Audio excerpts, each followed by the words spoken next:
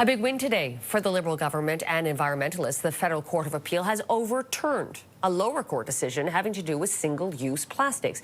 It means Ottawa's ban on those plastics will stay in place. The three-judge panel ruled the federal government's decision to designate plastic manufactured items as toxic was reasonable.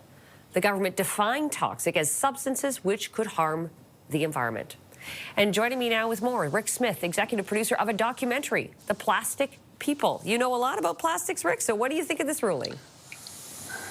Well, Carolyn, I'm just delighted. It's a big win for Canada, big win for environmental protection, and also for the health of Canadians. I mean, let's just remind ourselves how we got to this place in terms of plastic pollution.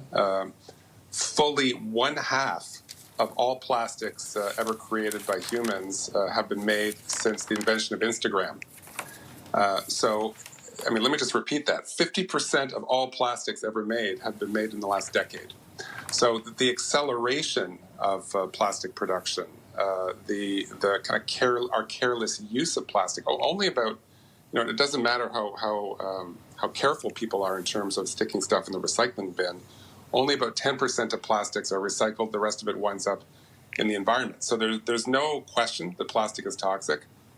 No question, increasingly, that the plastics, tiny microplastic fragments are winding up in our bodies, and there are serious health concerns as a result. So this court ruling today is going to allow Canadian governments to continue making kind of common sense decisions to get rid of the most useless types of plastics, and that's a lot of the takeout containers and plastic coffee lids that wind up in snowbanks and that are visible as litter all around us every spring. Can you just offer us, Rick, a recap of the single-use plastics which are covered by this ban? Sure. So it's about a half dozen items that the federal government has restricted, and so we already, as consumers, as shoppers, we already see the results of this. So we're talking plastic shopping bags, which have been gone in most places for the last couple of years. We're talking plastic cutlery for takeout containers, other types of plastic packaging and takeout containers.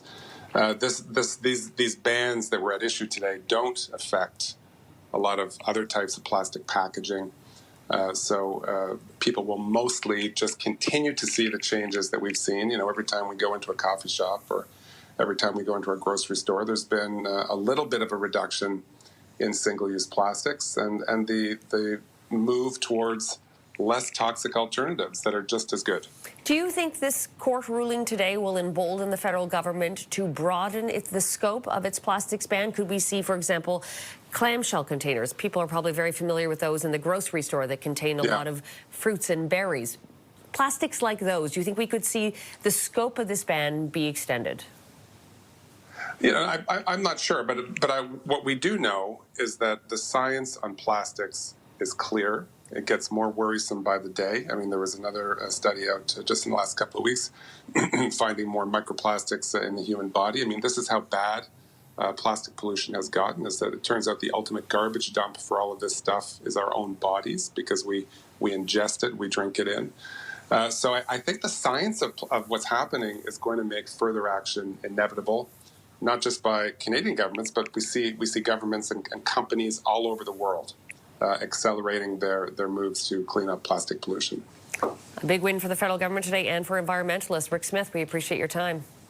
Thanks a lot. Rick Smith, documentary producer of The Plastic People.